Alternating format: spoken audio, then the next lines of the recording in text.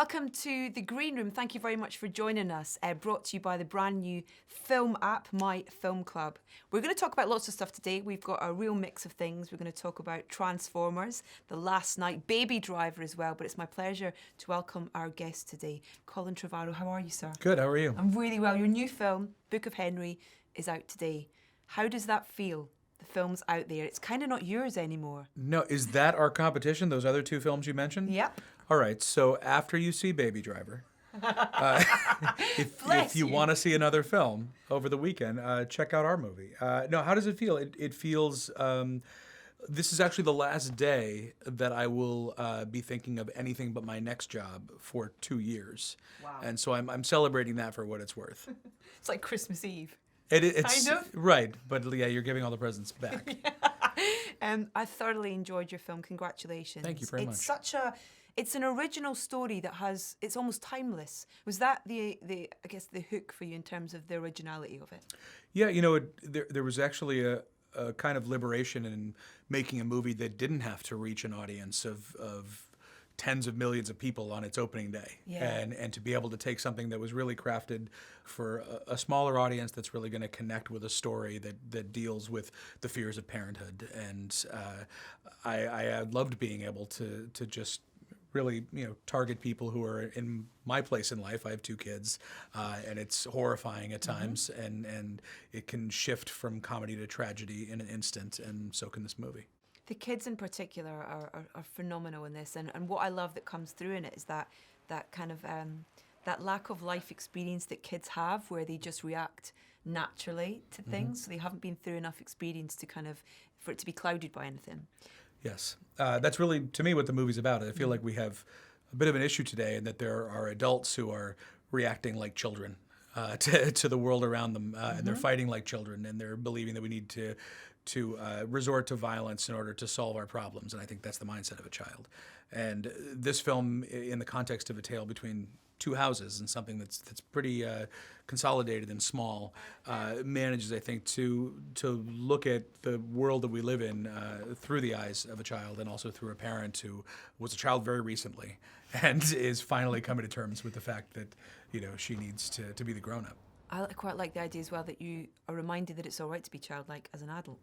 I am. It's part of my job. And so I think it makes it that much more challenging sometimes, is that, I spend my day thinking of all these childlike things and playing with dinosaurs and spaceships, and then I go home and I realize, no, I actually am the adult here. I have to set the example and show these kids how to be, and it can be a little schizophrenic sometimes. You mentioned the dinosaurs and the spaceships, and kind of going from hugely successful Jurassic World, congratulations. You must be still thrilled about the response that film had and still has with people. We did all right with that one. So modest. Yeah, we did all right. Yeah. But you've written the next one as well. Yeah, we've almost finished shooting it. We're done in a couple of weeks. They just went to Hawaii for a little bit, and here I am. But they might send you a postcard. They'll send me a postcard. But I was, for most of it, we were here at Pinewood, and so I was able to be on set almost every day and really provide for J.A. Bayona, our new director, something that I didn't have myself, which is someone who was solely there to focus on the screenplay and the characters and make sure that was working in every way it had to work. So, you can get so completely overwhelmed with all of the different octopus tentacles that stretch out on these movies, and you're dealing with licensing and marketing and directing the actual movie all at once. With all those spinning plates, it's very easy to lose track of what's most important on these big movies, which is the people who are in them. Yeah, and you were really, really, really keen for Jay Bayona to be the person to take over the helm, really, weren't you?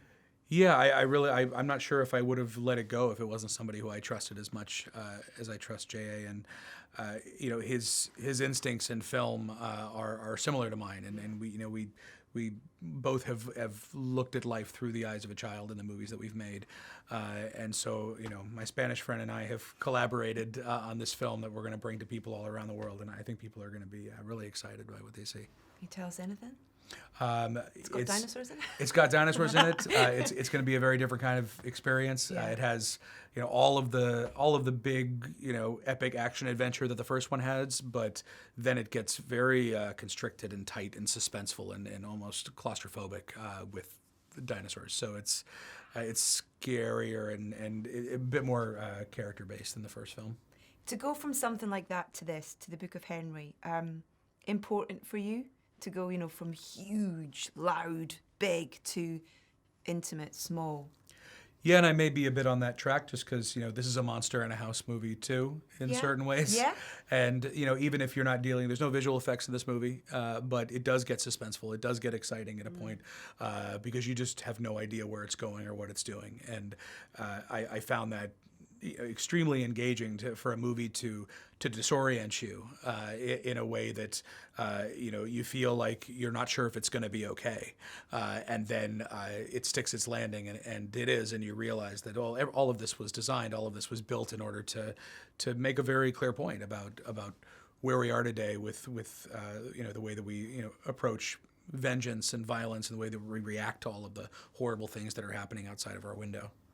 And then to go from big to small to the galaxy. I mean, I was watching this film, The Book of Henry, and in my head I was thinking, I hope I see what mark you're going to make on that franchise, and that you're going to keep with those tones and those themes that you have about people and human nature and connections and relationships. And I mean, I don't know what you can tell me about Star Wars Episode 9, but I hope that that's kind of what you take to it. Well, I think all the filmmakers on the Star Wars films have the same set of values, which is that these need to be intimate family dramas, intimate stories between people that are in the context of the galaxy. And the minute that you rely on anything beyond that, you're going to lose your compass. Amazing. Before we see a clip, I want to just quickly go back to the kids in this, because they're phenomenal. And those scenes where it's the brothers, the casting in that is precision, so great, and those scenes with them together are just heartbreaking. Heartbreaking. Yeah. I mean, I have 2 boys, so I'm kind of welling up thinking about it, to be honest. But special. Well, I was there, and it was even on set? harder. Yeah, it was even harder if you were there. I know those days were challenging for all of us, but I think also being able to make sure that the tone of all of those moments doesn't head too far into opera, not just soap opera, but opera. Yeah. And, they're big emotions, and those kids managed to keep a lid on it in a way that it felt very, very mature. Yeah. Congratulations. I absolutely loved it, and I look forward to chatting to you about the next one. 2 years? 2 years. Happy 2 years. Thank you.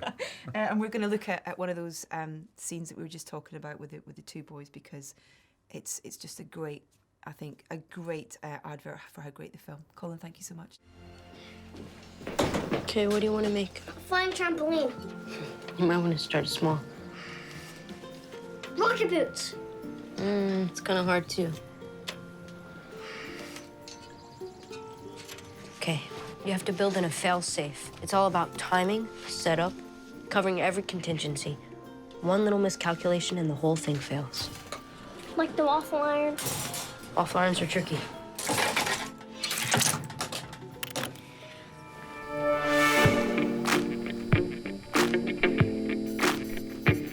That was a clip from The Book of Henry, which is out in cinemas today. Right, it is an absolute pleasure now to cross, well, I don't know where we're going to cross to, but we are going to cross live to a gentleman who I have titled International Roving Film Fanatic of Mystery. It's everyone's Uncle Stevie. Stevie Wong, where are you? Hi! It is a total mystery. I have no idea. I'm so loopy right now. I got an email saying, like, hey, would you want to go to Singapore for a set visit? And I said, sure, of course I will. And the next day, I'm on a plane 20 hours later in Singapore for the set visit for the movie Crazy Rich Asians. It's this adaptation of a book that's been very popular internationally, and they're finally making it into a feature film. Is it a case of it does as it says on the tin, Crazy Rich Asians, in terms of the story? It is. It's about, like, there's rich, and then there's these crazy rich people. And hopefully we'll see a side of wealth that's just going to be campy fun. That's just one of the things you've been up to, but you've been really busy. Prior to being on set then, what else has been going on? Well, recently I was in London, where you are, and I talked to this actress Priyanka Chopra, who Yeah. is one of Bollywood's biggest actresses, and you know, in the past 2 years, she's gone to the United States. She's the star of her own TV series Quantico, and so she's now venturing into Hollywood movies. And the first movie that she's done is Baywatch. Seems like an exciting time for her. It is an extremely exciting time for her. You know, what's really fascinating about her is that this woman just seems like she's got her act together, and I seriously girl crushed on her like the whole time. Like, you'll see in this interview. Okay. But I'm basically fawning. I mean, it is the worst. It's not professional at all what you're going to be seeing with my interview with her. Let's have a look right now then of Stevie fawning over Priyanka. That looks really good. I'm jealous.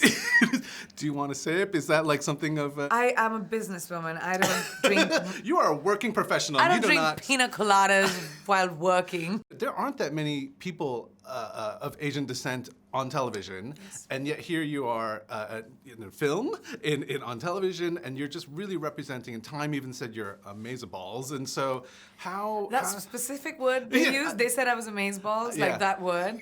I love Time.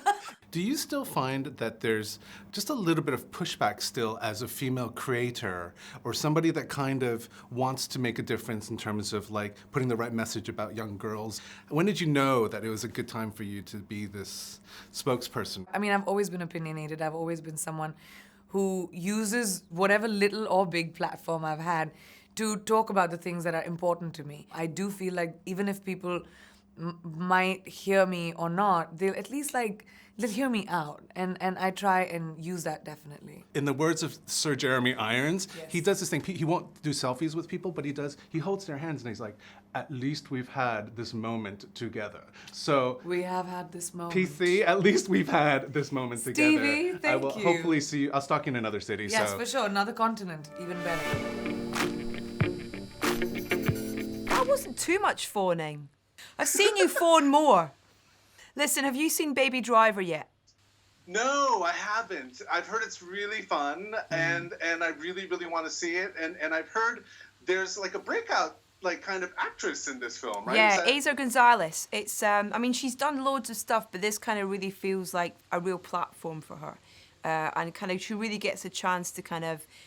She kind of holds her own against all that kind of, the rest of the male cast really that's in this new Edgar Wright film, but it's fantastic. Nice. Before you go then, we got the chance to catch up with Eiza Gonzalez at the junket for Baby Driver, so let's see what everyone's getting excited about. So here's the thing. I'm looking at some of the country's finest thugs, and of course, young Mozart in a go-kart over there. It was an original, authentic, different story. I think that we don't get to see that very often in the movies. Especially as an actor, you don't get to play new characters that don't exist anymore. Everything's like a sequel or a prequel. People love great bank robbery stories, so let's give them something bold and brazen as to talk about over their lattes. When we got the script with the playlist. So we had to listen to the playlist while reading the script. So that already, it was an introduction to a different form of work. And then from there on, we just got educated by Edgar, who really knows every song written in history. And it was fun because you had so many musical people on set. You had someone like Kevin Spacey, who's a musician. He does Broadway. He's done a lot of musicals. Jamie's a musician, a singer. Ansel's a DJ and producer. And I'm from Mexico, and I've been singing my whole life. So there was this interaction between exchanging knowledge, and it was really fun. And that really added a layer to the movie itself. What's you listening to? Oh, let me check. Tequila.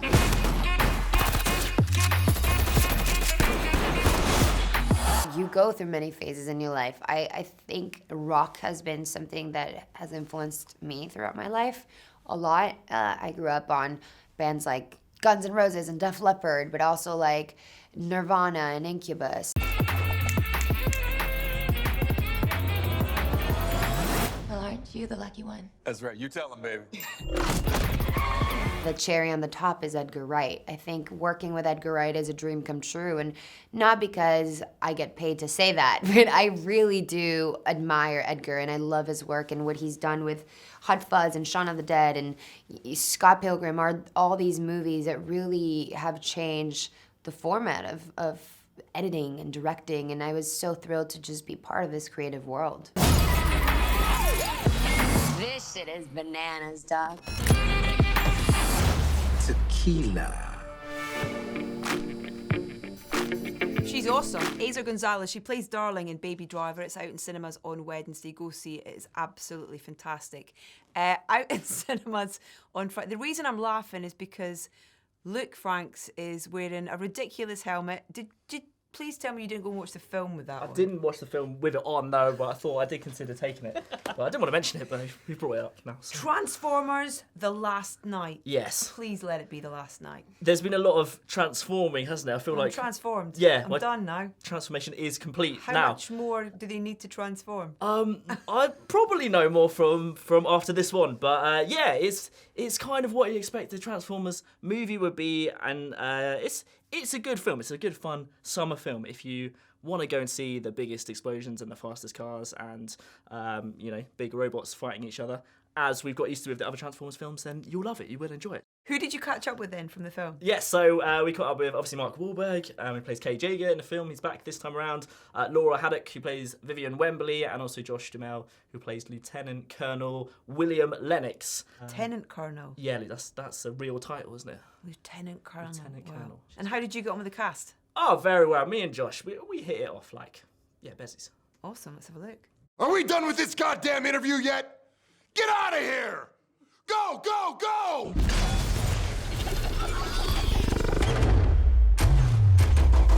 You're back as Kay Jaeger in this movie, and we've got used to these huge, amazing battle scenes and fast car chases. Was there any hairy moments filming? Was there anybody? They always seemed like you were a couple of, inches or feet away from, getting really hurt. But, Michael just wants it to be as real as possible. He's always trying to make it bigger and better and give more to the audience. So he wants you to feel like the actors are in these moments. You better have some skills today, buddy.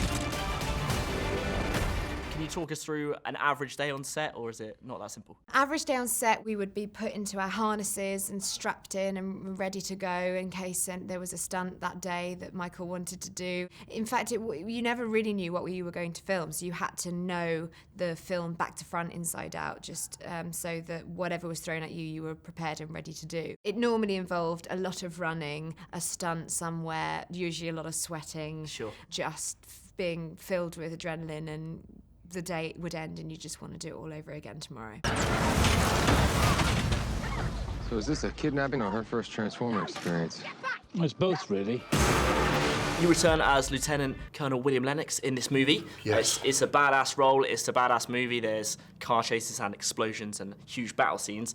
Is it odd when you finish filming that and you just have to go back to day-to-day things like sort of taking the bins out? Is that Yeah, it is. These are definitely a departure from the real world, making these movies.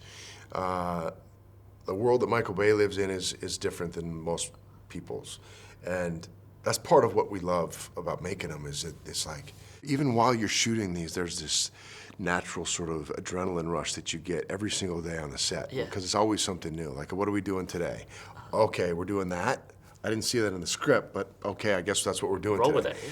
And you have to really just roll with whatever's gonna happen. So there's this unpredictability, this unknown that makes it exciting, this spontaneity that makes you come to work like ready to go every day. For my world to live, yours must die. Josh wasn't very nice, was he? No, I mean, it was wow. intimidating. I Affectionate, bet. I think, but Do you want to get on his wrong side? He can really turn it on. I know, he's a scary man. Wow, amazing. Well, there we go. Transformers, Luke chatting to the cast from Transformers The Last Night. Have you seen the new trailer for Black Panther? I've not yet. I'm one of the few people who hasn't, I think. 89 million people watched it in 24 hours. It is the most successful Marvel trailer yet. Wow. It looks fantastic. It's not out till February next year, but we got a little introduction to the character, of course, in Civil War. But this is his own standalone film, and from the trailer, we get a real fantastic insight into the world that we're about to discover. Luke, thank you so much for being here. Thank you guys for watching. Thank you for watching The Green Room, and we'll see you next time. Tell me something. What do you know about Wakanda?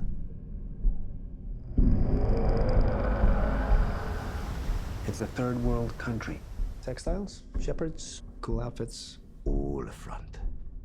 Explorers have searched for it. Called it El Dorado. They looked for it in South America, but it was in Africa the whole time. I'm the only one who's seen it and made it out alive.